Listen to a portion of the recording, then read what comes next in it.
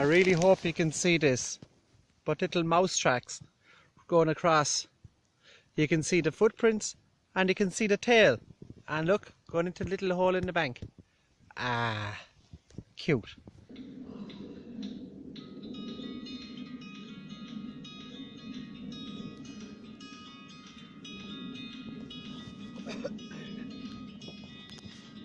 Ah, what a winter wonderland.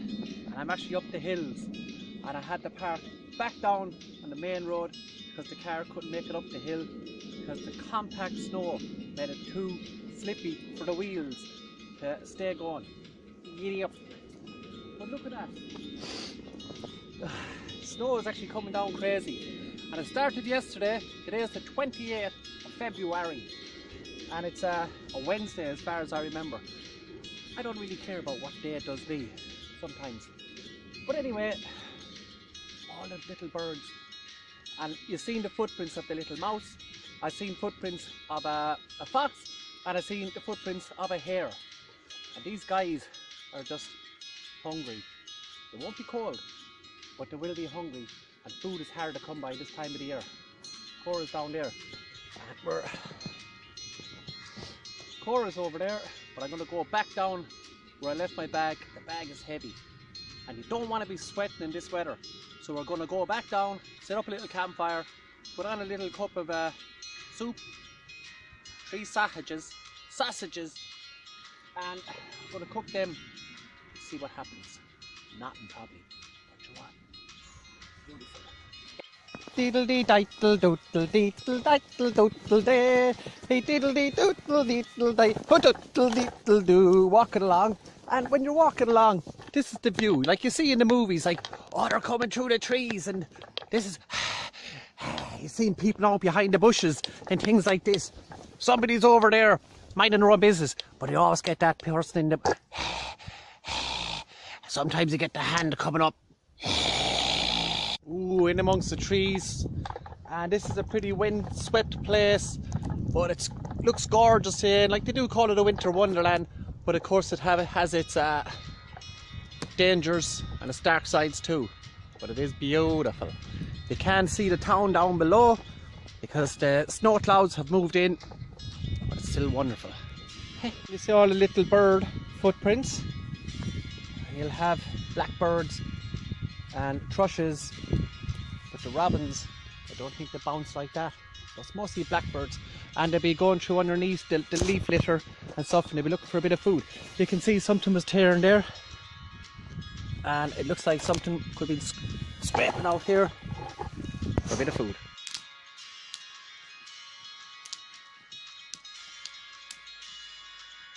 I have the Weltons on. I have good boots at home, but I hate ruining them. I just like to save them for certain occasions. But the snow gets wet and then the bottom of your pants gets wet. You could have on your gaiters, you can have all these things. I just found a pair of Weltons with a couple of layers of socks. Look at you, covered in schnatta.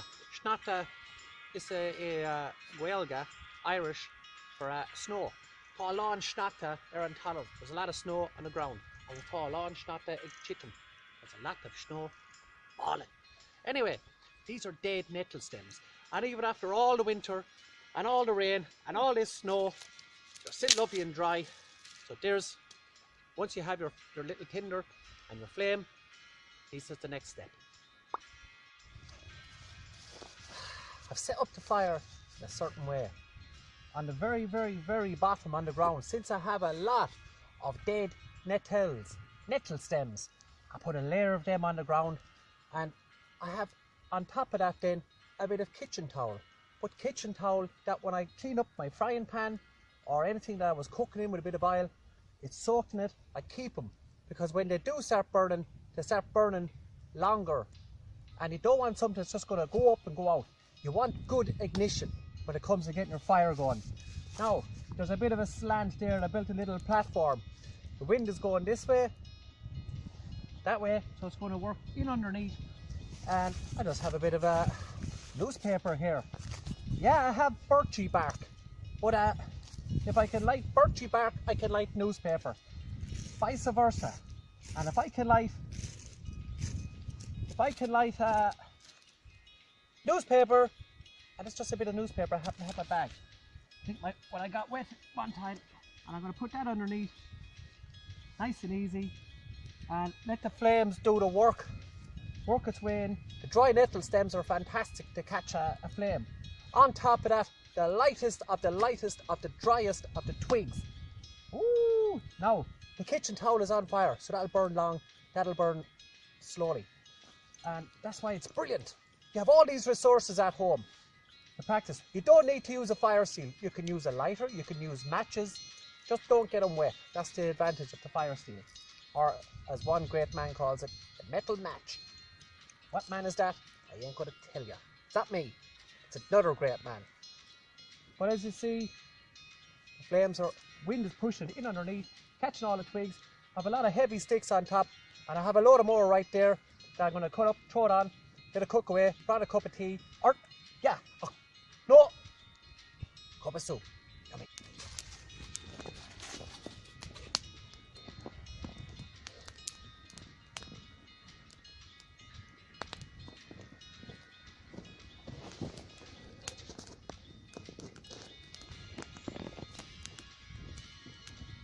Yesterday was completely sunshine. There wasn't a drop of snow on the ground, on Tallow.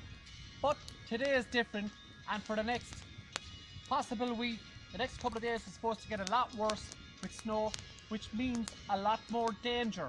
And it's fantastic fun, the snow, but it also has its dangerous side. But not only does the snow bring danger to humans, it also brings danger to our wildlife. Anyway, let's move on. No, this isn't a bag of you-know-whats. There's snow in that. There's food for the birds.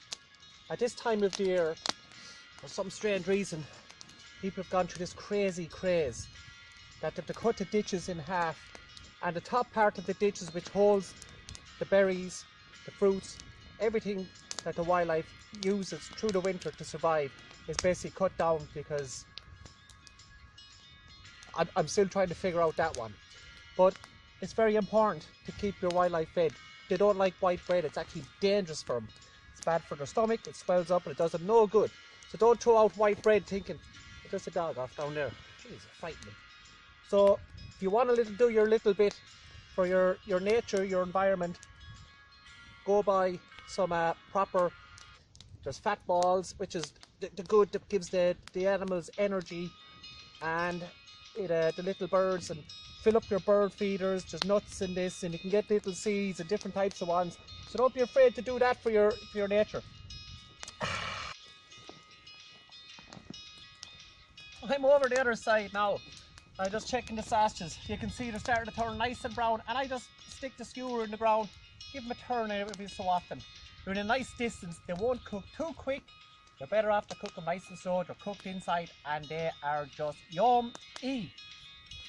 At the kettle over there, if you can see it, lots of water for the mix soup. Blackbird gone there. I'm going to hang up one or two of these before I go and different places. But the sun is out. But anyway, one of the main topics that's on a lot of people's talk these days is the homelessness. This is an extremely harsh time for people on the streets. If you have any old clothes or blankets, go down and something warm, a spare hot water bottle, fill it up with good hot water, bring it down, keep them warm. It's an emergency blanket, and as you can see, it's silver on the inside, and I'm not going to open it up, but they're pretty cheap and they're brilliant. You see people after running marathons and races and stuff, wrap it around them, keep in the heat. You could build an emergency shelter from things like this. There's a little robin over there now, and you can build emergency shelters. Look at that, look! The bubbles are coming out of the sausage, the juice, so it's cooking lovely. But the people on the streets, we gotta start looking after them. You know, one person can't live in complete luxury while other people live in complete poverty. And people in power, nobody when you're in power deserves to have the utmost of luxury when they drive by and see their people on their streets struggling, freezing, and sometimes unfortunately dying. It's a major crisis. So if you have any old blankets or sleeping bags or anything you got, go down and do good. Do good for the sake of doing good. For examples, you don't need to take pictures of yourself doing one good deed and posting it up on the internet or the media to show people, oh look, I did my bit for society. But do it for your own self. You don't need to tell people your good deeds. If you're only doing it for your own self-publicity, there's no point doing it. Right there, there's a robin in the tree. Possible he's looked at the food. Down over there. Anyway, oh, these sausages are cooked lovely. Anyway, we're going to talk about clothing and a great way to dress for the cold climates. One of the things that gets the people mostly when they're out in the nature. Oh, look at this! Dog curls up on the old clothes. Look, my good woolly hat. Somebody likes their bit of comfort, don't we all? Anyway, as you can see, down to just a layer of, this is a thermal. This is actually merino wool, but your thermal layer first, a good t-shirt, but preferably long sleeves in environments like this. This is actually a good warm pants, but what I also have to get really cold, of course you have the thermal leggings, which you will put on first. It's about trapping the layers in between. If you put on just a t-shirt, a jumper and a jacket, it may be okay, but depends on what environment you're in. But if you want maximum comfort and heat, and it depends how much work you're putting in, you don't want to over sweat, you got to regulate your layers. But so one good way of doing this is, right, ooh, it's getting chilly. So then, what I'm going to put on is a fancy shirt. I can edit this video in case there's too long in between. I'm already getting cold. So, and there's not much of a wind out today, and the wind is a huge chill factor. It's not really cold, but the fact I'm down to the underlayer on top, it is. So then you get your t-shirt on. There's the robin over to the food. So I'm going to try and set up the camera in a while to see what I'm picking away. Then, of course, fashion is a massive thing when it comes to your layers. A nice woolly jumper. So already I have 3 good layers on, and I can feel myself starting to warm up nice and quickly. Ooh, big difference. What I'll put on then, you could have a soft shell layered in with a long sleeve on top of that again. If it's breathable, fantastic. You can move around, burn energy, and at least your sweat, you're able to evaporate. If it's not breathable, you're going to way overheat. So I'm going to zip up that, and that's all I was wearing for a long time. Then of course I have a waterproof, breathable jacket, and this is a down jacket, which is mostly feather. You have our down is the real light feathers of a bird, a duck, or whatever. The robin right there, and there's a couple of fantastic layers. Let's go even further, right? Not only that, you can already see me getting lovely and warm. A good scarf. You don't want to chill in your neck. This is for when it's real windy and really cold, and coldy woolly. Yeah, let's stay going, let's stay going, let's stay going. I have a nice woolly hat. Let's put on the woolly hat. I'm at my comfort zone. I'm at a serious comfort zone. But this is a hood off an old jacket. But the great thing about this is it's like a scarf around the neck as well. Really locks in the heat, and of course you're 10 times as warm. You lose an awful lot of heat out through your head. If you don't have any hair, you're going to get cold. You always need a hat. If your hair gets wet, if you do have hair, well then you're going to get cold anyway, so you want to keep your head dry and warm at all times. I have a spare hat there. I have a spare pair of these ordinary gloves, which if I'm doing a bit of work. Or then again, what I have is a good pair of warm gloves that when I'm maybe on the move or doing something or doing a bit of work, hands are nice and warm. Always keep your hands warm. When you get to the stage where you can't touch your thumb off your baby finger, it's time to stop and get warm, because it's a sign of a hypothermia, and that's not good. These are all great layers. extra pair of wool socks. If my feet are cold, I'll put it on another pair of socks over that. If they're running okay, I have a pair of little boot socks, and they'll just go over the socks that I'm wearing, and everything will be grand and warm. Keep warm, keep safe. Don't be going crazy on the roads. Extremely slippy today, and the more compact the snow is going to get, the more dangerous it could be. Let's have a look at our sausages, how are they doing. You gotta always tend to your fire. Somebody always needs to keep an eye on the fire. It can be dangerous. Nice steam coming out of that, so I can make my cup of tea, my cup of soup, whatever you want. I'll keep the sausages turned, and I can move them back, adjusting these from the fire. If they're cooked, cook them nice and slowly, and I'll eat them on the go. It's like a bit of we call it a takeaway. The problem with the snow is going to melt, and what's going to happen is we're supposed to get lots of more snow over the next few days, and it's going to get deeper and deeper, and I'm going to go out in it because I want to experience certain situations, but I'm also got to be extremely careful. Remember, one small injury, one small accident can lead to a big serious problem, and it's about time consuming, being safe. One of the problems that the snow is going to lead to is when it melts, we're going to have massive flooding. The rivers and streams at the moment shall be a lot lower because all the water is being soaked up. This is actually a world problem as well, with the glaciers and the ice caps and everything melting.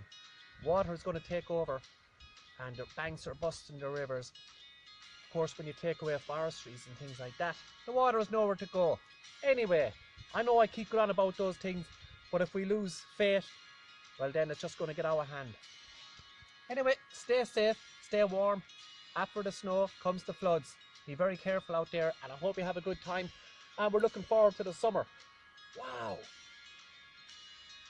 lovely snow up on the hill. It's gone so clear, so hopefully you enjoy this video. It's just a talk, a little bit of a cooking and stuff like that, but have fun. Time to have my soup. Yum.